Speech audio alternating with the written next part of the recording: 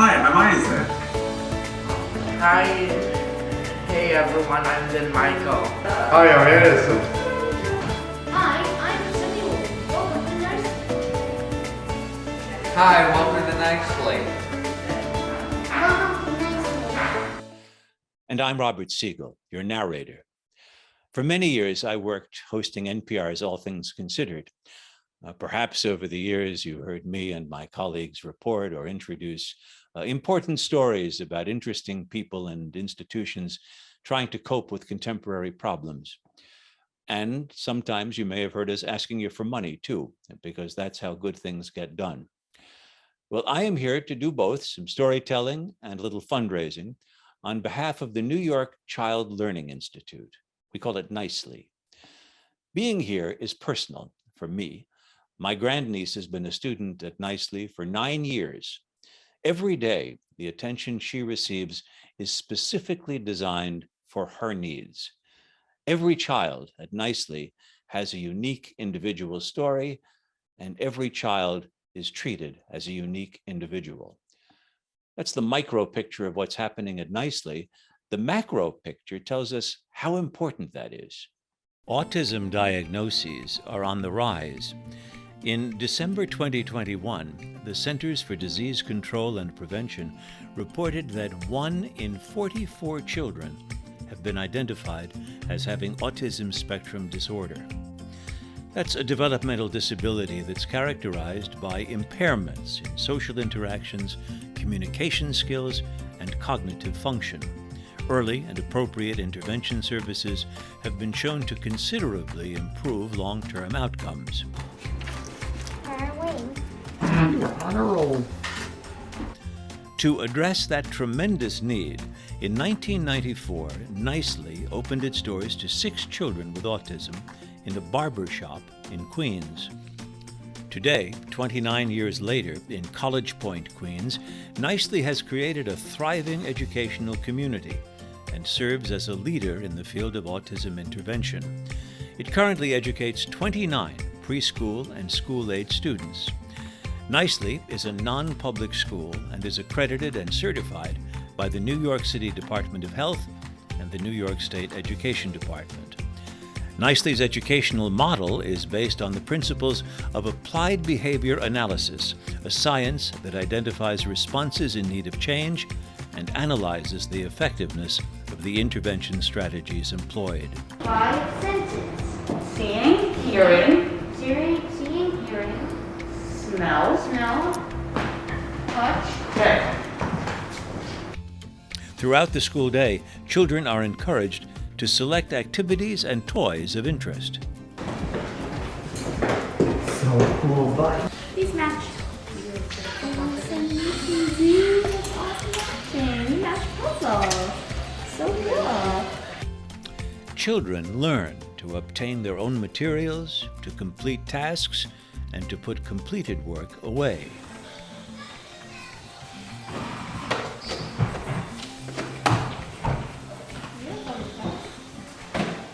NYCLI uses 2 supervision models. Man-to-man supervision is when instructors are assigned the responsibility of monitoring a child or a group of children. How much is all of that? 17 monkeys? Dollars. Super dude. Zone supervision is when instructors are assigned the responsibility of a particular area and children in the area.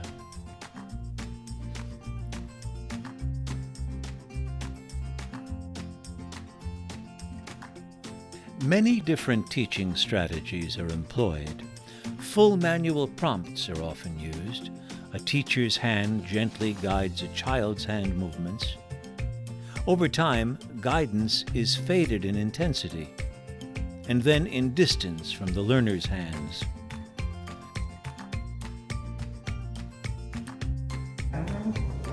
Guidance is soon removed and the child's movements are shadowed. Ultimately, the instructor decreases her proximity from the child. Ladybug. And Language is encouraged using many different teaching strategies. One strategy is to teach a child to imitate an audio script. Over time, the script is faded and ultimately removed. Once it's removed, the child begins to generate novel sentences of his or her language. Talking. Although students enrolled at the Institute carry a primary diagnosis of autism, some present with comorbid medical or psychiatric conditions. That could be Tourette syndrome, chromosomal abnormalities, catatonia, bipolar disorder, depression, and seizure disorders. When a variety of conditions further complicate their lives, NYCLI sets course to address the symptoms associated with those diagnoses. Throughout the school day, data are collected on responses that are important for each individual child. At the end of the school day, data are collected and converted into graphic form. Graphic displays are continually analyzed to ensure the effectiveness of the teaching strategies employed. The goal for each child is to benefit from an enriched family life and community involvement. Families of our children receive assistance and support to ensure the transfer of newly acquired skills from school to the home and community settings.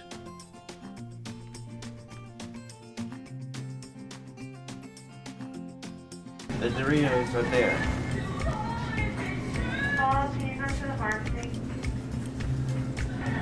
Anderson, you know? Which Doritos do you want? Or do you want meat inside? I like this one. Okay. Try that. That'll be good. There you go.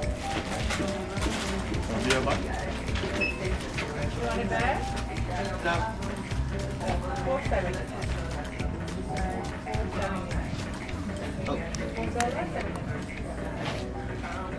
My son Matthew joined NYCLI during the pandemic. While a lot of families may have been reluctant to change schools, we were thrilled by this opportunity. Remote learning at the start of the pandemic allowed us to see all the ways Matt's former school was failing him. Here was a bright, smart, capable boy stuck in the wrong place and wasn't making any progress. Matthew's been in NYCLI for 1 year now, and he's a different boy. He's become more verbal, happier, engaged, he's really focused, and he's even become more social. His behavioral challenges have subsided, and we've been given the tools to address these challenges at home. NYCLI's dedication to its students doesn't stop in the classroom, it carries over into the house. The progress we see is astonishing, and it's because of NYCLI's small, intimate setting and highly qualified staff. Here, he's getting the one-on-one support he needs, and he's becoming more independent. The curriculum is adapted to teach him in a way that he will be successful and by focusing on his strengths. Matthew simply loves attending school, even if it means traveling each day 1 hour back and forth. I truly believe NYCLI changed the course of Matthew's life and my family's. So why do I send Josh to College Point, Queens to go to school at NYCLI? Because there's no other school like NYCLI. There are no more devoted educators than the teachers at NYCLI. Every one of them comes with energy, enthusiasm, and a huge desire to make a difference in the life of our son. My son Josh started at NYCLI when he was 4. Now he's 13. In Josh's first 7 years at NYCLI, he was taught how to dress himself, how to shower, how to use the bathroom. He learned how to write his name. They've taught him math and language arts and science and social studies. And then 2 years ago, when they went remote, everything changed. But also in some ways, nothing did really. Because when Josh was in school, he did his assignments based on a list of tasks that were on his desk. So that list moved from his desk onto Google Classroom. Well, it wasn't easy at first, but they coaxed him and they encouraged him, and he was able to get through that list and do more and more and more every day. And during that difficult time, he still made progress through the creativity of his teachers. And when he went back to school, we were perfectly comfortable with Sue Venner's initial plan to divide the school in half and bring everybody in 1 week at a time, either remote or in the classroom. And then she was able to restructure the school and create more space and build cohorts of kids so that they wouldn't intersect, so that they could be safe in the school every day. The kids and the teachers, both of them. We have never once worried about sending Josh back to school. Safety was the school's top priority. And when I think about how far Josh's teachers have brought him in the 9 years, even with COVID, it's unbelievable. So why do I get up and put Josh on a school bus at 7 in the morning every day? Why wouldn't I? NYCLI is where the best teachers are. NYCLI is where he has the best chance to succeed. And we are so grateful for all of the incredible work that the teachers and Sue have done for all of us. This is for the teachers. When I am down and oh my soul's so weary, when troubles come and my heart burdens me, then I am still and wait here in the silence until you come and sit a while with me. You raise me up so I can stand on mountains. You raise me up to walk on stormy seas. I am strong when I am on your shoulders. You raise me up to more than I can be. In the past 2 years, COVID-19 has greatly influenced the way in which the New York Child Learning Institute has been able to deliver parent training and support. When the circumstances of COVID first developed, all of us were thrown into a situation for which no one was fully prepared. Learning shifted to online platforms, curricula were converted to a digital format, and our teaching strategies required careful modifications.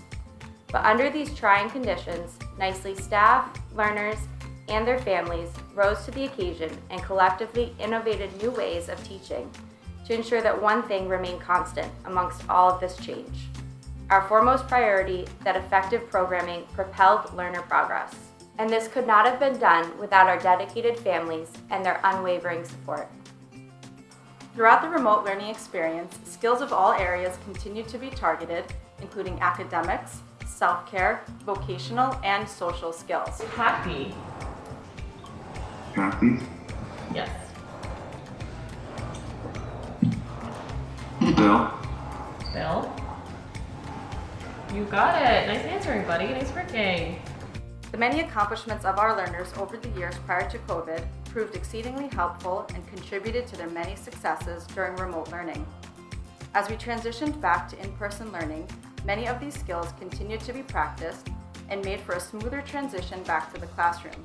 Although this experience did bring many unforeseen obstacles, it taught us a great deal about the new directions that our teaching could take and made us incredibly proud of all that our learners have achieved. With targeted supports, many young adults with autism can hold jobs in their community. NYCLI works with local businesses to give young adults work experience in building maintenance, retail, data entry, and food service. Here are 2 of our young adults walking to work. These students are part of NYCLI's apprenticeship program. Maybe go to Grand Lessons and watch this medium team. Oh, well, I think I'm gonna watch my iPad, and I think I'm gonna do color chemistry. That's amazing. I'm gonna watch my big TV at home too. The best part of the workday is the lunch break.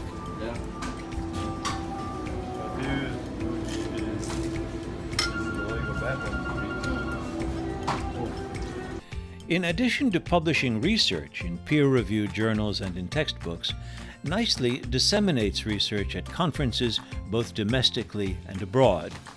Additional opportunities are being investigated and pursued to further disseminate the Institute's research internationally. There are many more children in need. Over the past 15 years, the New York Child Learning Institute has served as a research and training site for graduate and undergraduate students. My lovely 15-year-old daughter Isabel is in her 9th year at NYCLI. Each student at NYCLI has their own curriculum tailored to his or her own needs. Furthermore, there is a wide range of needs among students, and NYCLI is able to meet those needs with skill and compassion. When Isabel started at NYCLI, she required one-to-one supervision and instruction, and she still does. For some activities, she can share an instructor with another student. She has fine and gross motor delays, motor planning difficulties, and speech delays. Her instructors are teaching her how to dress and undress, brush her teeth, how to communicate, to follow directions, to identify familiar objects and people, and to identify colors, numbers, and letters. Soon the instructors make the school a warm and happy learning environment. It is obvious and comforting to us as parents that our children are loved and safe. The instructors also recognize that raising a child with special needs is challenging for families. To that end, NYCLI parents are required to be an integral part of the programming. In non-pandemic times, parents would go to the school twice a month for training on how to support our children. Instructors came to our home twice a month to help parents and other caregivers address challenges we have with our children at home and to help us implement skills they're working on at school. So, NYCLI instructors not only help Isabel, but help my husband and me be better parents to her. They also think about siblings, like Isabel's wonderful brother Jack, and how to support his relationship with her. Several years ago, Isabel choked while eating dinner at home. She tends to overstuff her mouth and to eat too quickly. Jack witnessed this terrifying event. Frightened and concerned about his sister, Jack said, "Mommy, you have to call Katie and tell her what happened." That was my instinct too. Katie Wilson is Isabel's head instructor at NYCLI. Even Jack knows that Katie guides us in keeping Isabel safe and helping her progress. The very next day, Isabel's instructors started working on a program to slow down the pace of her eating. Please understand that while Katie is truly exceptional, she is not the exception at NYCLI. She is the norm. NYCLI instructors are invariably patient, enthusiastic, innovative, and determined to help our children progress. They're highly skilled, wise beyond their years, compassionate, and generous. I'm blown away by their work with Isabel all the time. Understandably, many schools for children with autism and other special needs have a high turnover of their staff. It is emotionally and physically challenging and draining work. We are fortunate that the instructors at NYCLI often stay after completing graduate degrees, having children of their own. Some publish book chapters and present papers at conferences. So their work helps educators working at other schools and their students. I wish my daughter were typically developing. There is nothing romantic about the experience of parenting a child with special needs. However, it has given my family and me the opportunity to know Sue, the extraordinary instructors, and the other children and families at NYCLI. I am grateful that NYCLI is an integral part of our journey, helping Isabel progress. Thank you. The success of our program is a result of our loyalty to our science, our talented clinical team, our love for our children, our respect for our families, and the implementation of systems to ensure the sustainability and replicability of our program. Yet there are many more lives to impact. Over the next few years, NYCLI will continue to expand its reach. NYCLI's core educational strategies have proven highly effective. To meet the increasing demand for these services, NYCLI has set a course to expand its programs and to enlarge its learning community. Within the next 5 years, the New York Child Learning Institute will work to expand its apprenticeship program to prepare young adults with autism for work, strengthen its partnerships with colleges and universities to further educate graduate students in the field of applied behavior analysis, continue to advance our science through applied research, increase the number of children served, disseminate our model internationally, and continue to retain our skillful clinical team.